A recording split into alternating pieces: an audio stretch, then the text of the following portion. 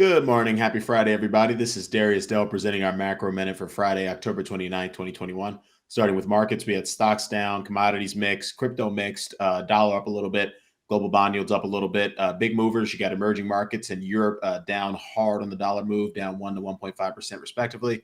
The German Bund 10-year is up 4 basis points. Swiss 10-year up 9 basis points to the highest level we've seen since October 18. So clearly, inflation fears in Europe are having a pretty big impact on global bond markets. On the economic front, just digging through yesterday's U.S. GDP data, headline, it's slow, 470 basis points, 2%. That's the lowest quarter-over-quarter saw reading we've seen since 2Q20. Contribution from goods is negative at minus 230 basis points. Contribution from services positive at 340 basis points. So the net contribution for consumer spending, 110 basis points.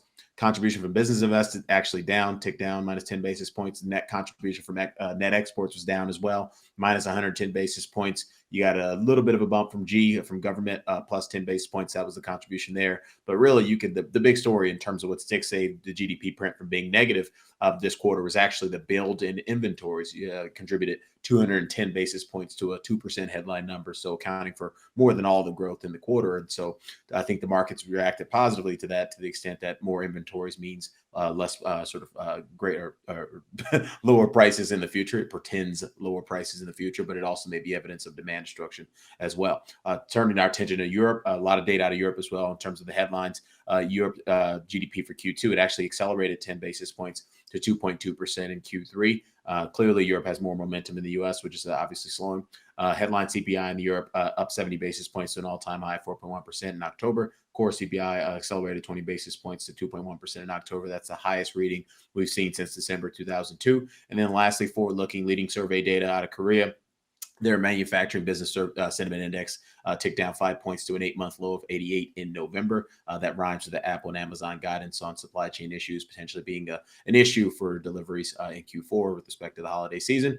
Nothing in our global macro risk matrix is overbought or oversold this morning. With respect to the risk reward setup, looking at the S&P 500 down 2.5% or downside to 2.5% downside versus 1.3% upside. Bloomberg Dollar Index at its lower bound of its probable range with 1.5% upside. Taking it to the chart, we can see that the correlation between the dollar and the S&P 500 is actually starting to strengthen a little bit, really since the end of August. And so you have to be concerned about that heading into next week. And then lastly, 10-year Treasury yield minus 7 basis points of downside versus 17 basis points of upside. So with that, Darius Dale presenting our macro minute. If you like what you see, hit like and subscribe. Appreciate you. Have a great weekend.